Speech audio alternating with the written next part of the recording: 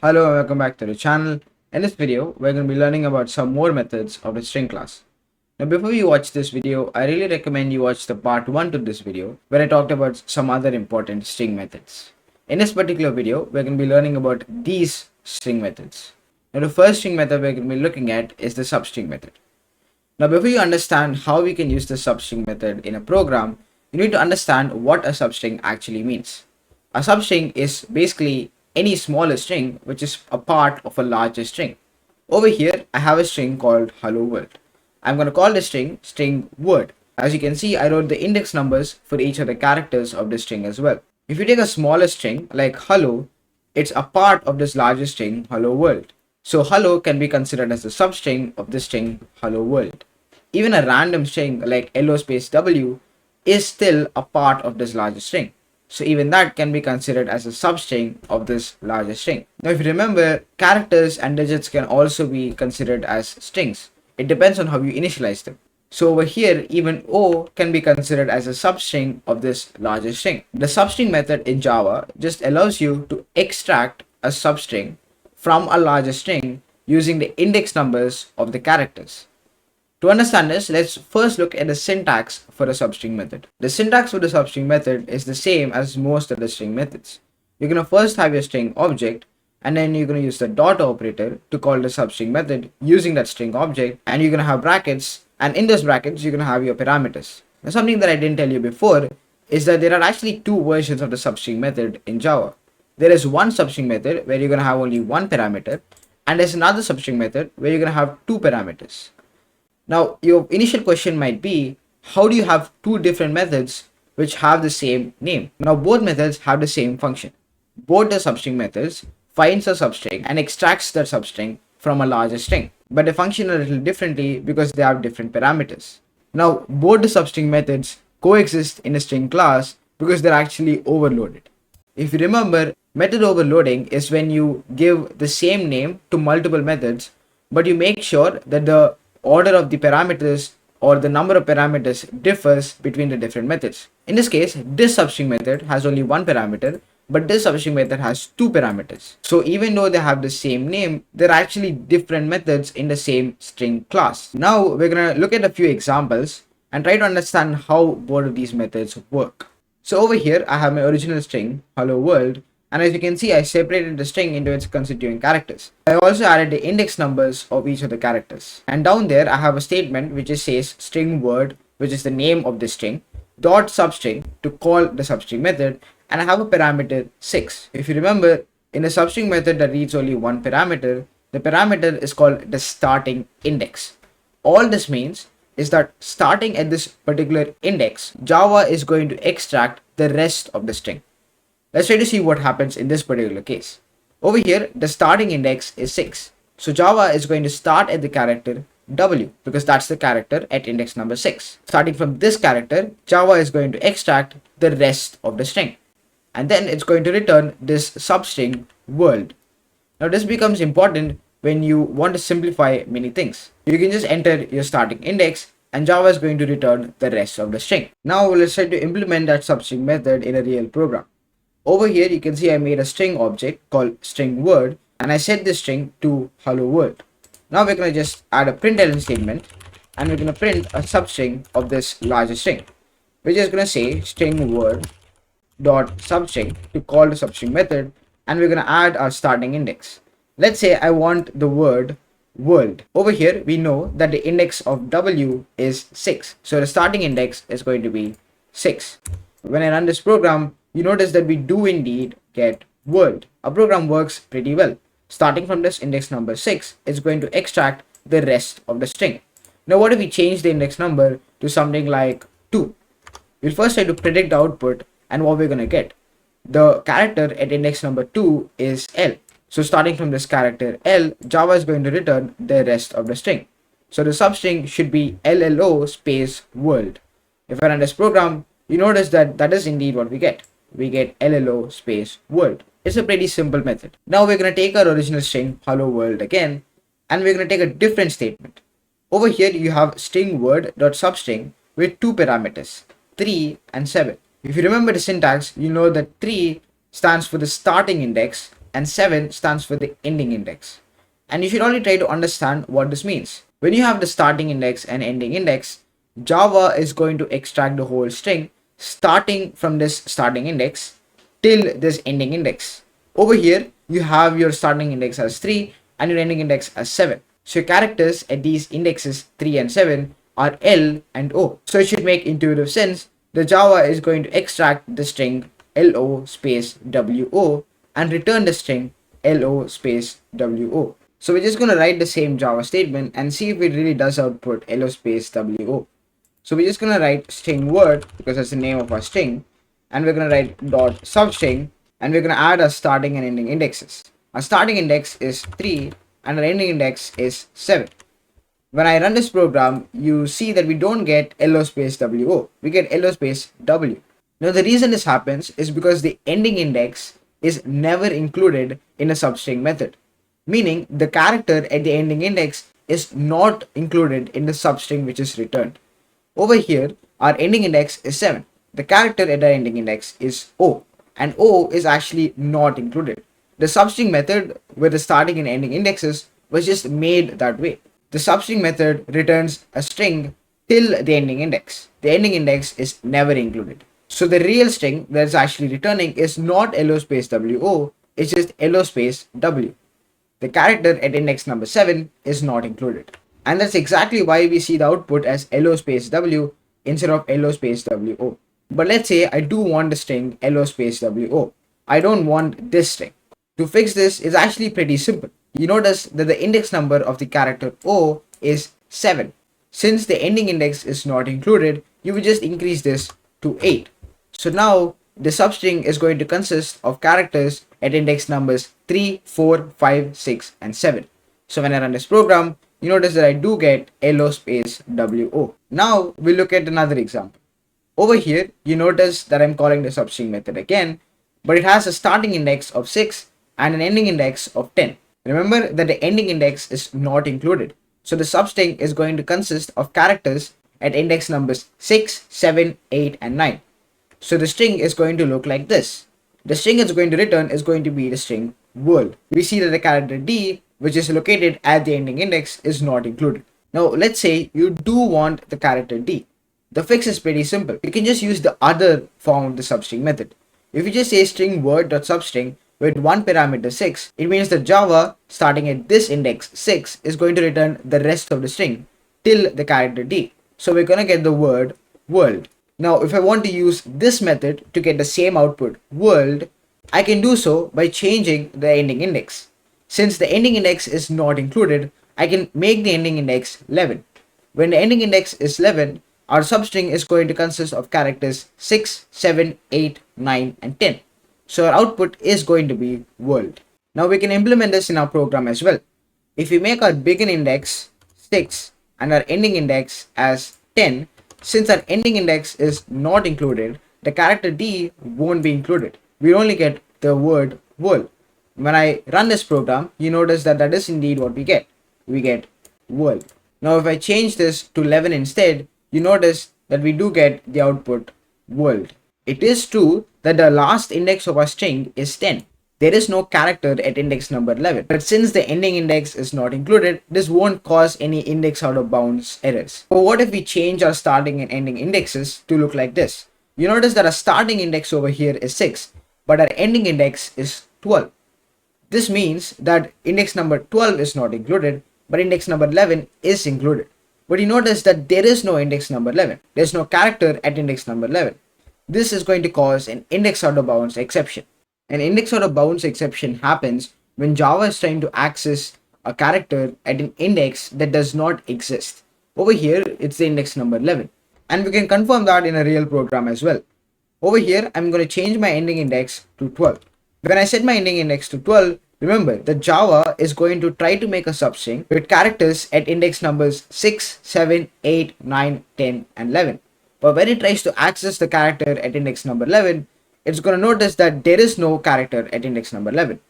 It's going to cause an index out of bounds exception. When I run this program, you notice that we do indeed get a string index out of bounds exception. Now over here, I changed my program a bit. I wrote string word.substring with a begin index or a starting index of 0 and an ending index of 5. The character at the ending index is the space and the character at the starting index is h. So this should give us a substring hello, hello. But what if I want to store this substring in a variable? Then it's important to know the return data type of this particular method.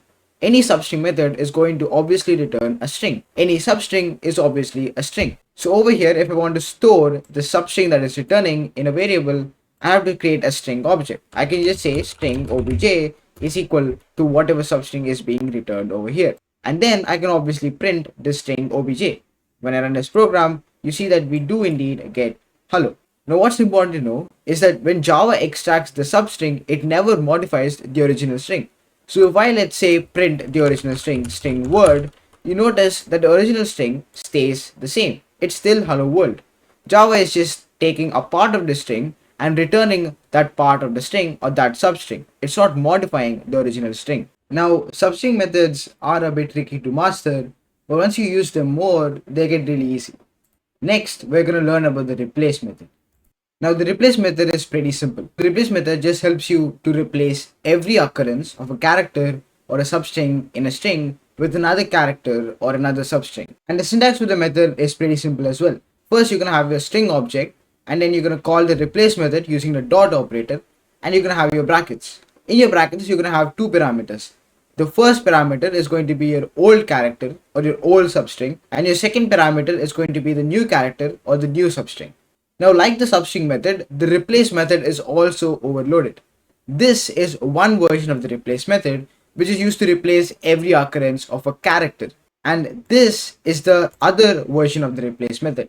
This is used to replace every occurrence of an old substring with this new substring. Even though they have the same name, they are different methods because this takes in two characters as parameters, but this takes in two strings as parameters. Now to demonstrate how we can use this method, I took a string object called string obj and I set it to strong. What we're going to do is we're going to replace every occurrence of the character O with the character A. Doing this is pretty simple. We're just going to use this syntax. So first we're going to have our object string obj. Then we're going to use the dot operator to call the replace method. Now the old character that we want to replace is the character O. The new character that we want to add is the character A. So now this should just replace the O over here with an A. So the replace method is going to replace every occurrence of O with A in this string stronger and then return that new string, meaning that this original string is not going to be changed. So if I add a println statement around this replace method, it should print a new string where this O has been replaced by an A. And if you run this program, we notice that we get stranger, not stronger. Now, if I print the original string again, string obj, you notice that the original string remains the same. This is because the replace method, like the other methods we've seen, does not change the original string. It only modifies it and returns a new string. Now we're going to test the same program but with a different string. I changed my string to Jovo, where we have two O's.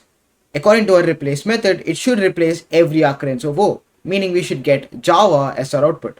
When I run this program, you see that that is indeed what we get. We get Java. Now we're going to test the second version of the replace method. Now we're going to look at the second version of the replace method. This method is going to replace every occurrence of an old substring with a new substring.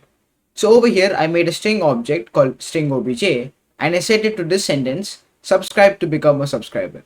And let's say I want to replace every occurrence of the word subscribe with the word comment. I can do this by using the replace method. I can just say string obj dot replace to call the replace method, and I can add the old substring that I want to replace and a new substring which is the new replacement. So the old substring I want to replace is the word subscribe, and the new word that is to replace this old word is the word comment. Now like before, this is also going to return a new string where every occurrence of this old substring subscribe has been replaced by this new substring comment.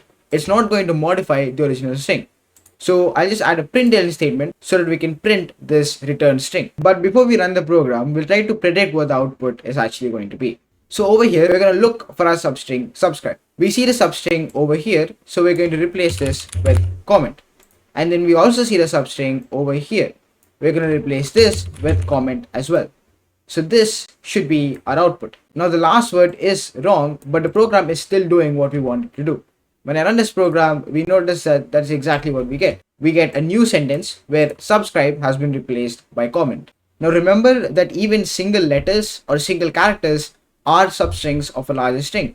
So the letter O itself can be considered a substring. In this case, I know it's a string because it has double quotes around it. So instead of using this version of the replace method, I can still use this version of the replace method even when I want to replace single letters or single characters. In this case, it will replace every occurrence of the letter O with the letter A. When I run the program, we still get the same output, Java. Now we're going to look at the concat method. If you already don't know, in Java, you can add two strings.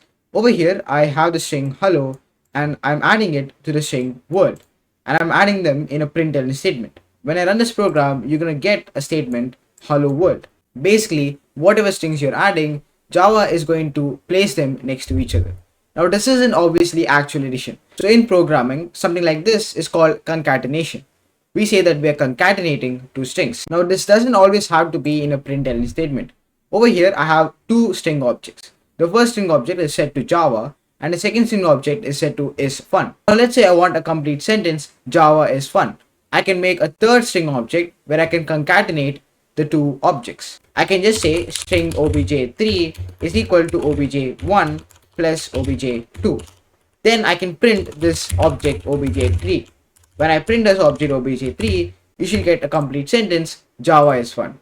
And if you look at this, that is indeed what we get. We get Java is fun. Now the concat method just allows you to do this in an alternate way. Instead of using this plus sign, you can just say obj1 dot concat to call the concat method using the first object, and you're gonna have your second object obj2. This is just another way of writing obj1 plus obj2. When I run the program, you notice that we get the same output. Java is fun. Now obviously the order matters. If I change this to obj2.concat obj1, it's going to place Java next to is fun. So your sentence is going to be is fun Java. When I run this, you notice that that is actually what we get. We get is fun Java. So basically, when you use the concat method, it's going to concatenate the first string with the second string and then return this new larger string. Now, since it returns this new larger string, I can just write the whole statement in a println statement itself. Let's say I want to concatenate two strings, hello and world. The first string is going to be hello. So we're going to have a string object, hello. Then we're going to have dot concat to call the concat method and the string that we want to add to this hello string, which is going to write world over here. When I run this program, we get hello world. Now there's an obvious disadvantage to using the concat method over just adding the two strings. For example, over here, I have 4 different string objects. And using the plus operator, I was able to concatenate all 4 string objects. When I run this program, it still works perfectly well. It concatenates all the 4 string objects. Now you can still do this using the concat method, but it's a lot more harder. Over here, if I want to use the concat method, I would first have to concatenate them according to their order.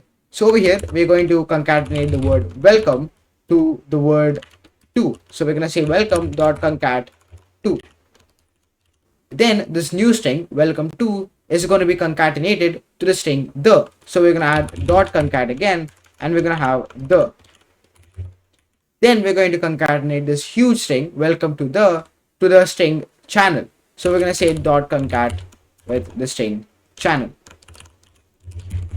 And let me just add spaces over here so that instead of getting a bunch of gibberish, we actually get a sensible sentence. Once we add these spaces, we can run this program and we see that we do get the same output, welcome to the channel, but it's a lot more difficult than just concatenating strings. Next, we're going to be looking at the starts with method and the ends with method. The starts with method just checks if a string starts with a particular substring. If it does, it returns true, but if it doesn't, it returns false. And the syntax is the same as what we've seen before. First, we're going to have a string object and we're going to use this string object to call the starts with method. The parameter is just going to be a substring. The starts with method checks if this string object begins with this substring. So to demonstrate the use of this method, I took a simple string pineapple and then I called the starts with method and I entered the parameter as pine. Basically, this string is going to check if this larger string pineapple is going to start with the smaller string pine. Visually, we know that it does start with the smaller string pine. Pine is the starting substring of this larger string pineapple. So this is going to return true. The system out of println statement is just going to print that true. When I run this program, we do indeed get true. Now if I change this to something like ine, now in this case, our string definitely does not start with ine. So this is going to return false, and our println statement is going to print that false. And as you can see, we do get false. Now remember, even the first letter can be considered as the starting substring of the string pineapple. So if I just say pineapple dot starts with the letter P, it obviously does start with the letter P. So when we run this program, we do get true. Now, since the return data type is a boolean, if I want to store the output in a variable, I have to declare it to be a boolean variable. So I can just say boolean var is equal to pineapple dot starts with the substring P. Now the ends with method is the exact opposite. This is going to check if a string ends with a particular substring. If it does, it returns true. If it doesn't, it just returns false. So the syntax is obviously just the same. This is our main string, and we're checking if it ends with this particular substring. So we'll take a string as an example. So I made a string object and I set it to pineapple. Now we're going to check if it ends with the string apple. We can just do that by using the object name. So I can just say obj dot ends with our substring that we're checking for, which is apple. In this case, we can visually see that it does end with the substring apple. So this sentence should return true. We'll now add a println statement to print that true. So now if we run the program, we notice that we do get true because this string does end in this particular substring.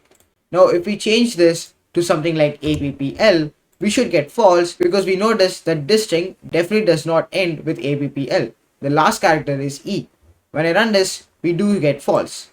So our program works pretty well. And like before, if I check if this object pineapple ends with this substring e, since e could also be considered the end string of this string pineapple, this will actually return true as well. So when I run this program, I do get true. Now the trim method is probably the simplest string method. If you notice, we don't even need to add any parameters. We just take our string object and we call the trim method using that string object.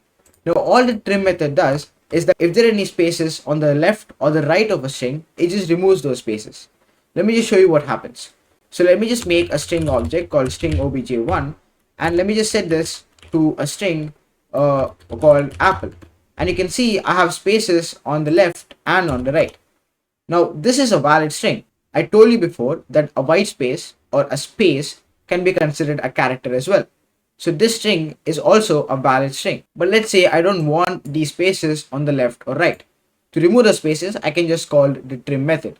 So if I just say system.out.println the string object obj1.trim, it's going to trim, that is remove this space over here and this space over here, and return this new string apple where there are no spaces on both sides. When I run this program, you notice that we do get this string apple without any spaces. Now if I instead print the original object without using the trim method, we notice that we do get spaces. There's a clear difference between this apple string and this apple string. Like other methods, the trim method does not really change the original string. It only returns a modified string. So over here, I added a println statement that prints obj1.trim, the trimmed version of the string. And over here, I'm printing the original string. Remember that original string shouldn't change. When I run this program, you notice that we do indeed get two different strings. This is the modified version of the string, and this is the original string. And obviously from what we've seen, the return data type for the trim method is a string. So if I want to store this in a variable, I can just store it in a string object. I can just say string obj2 is equal to this sentence obj1.trim, and then I can just print this obj2 string object. When I run this, we should get the same output, and we do get the same output. Now I know this was a long video, but all these methods are incredibly important, so it's worth dedicating the time to them. Thank you for watching and have a great day.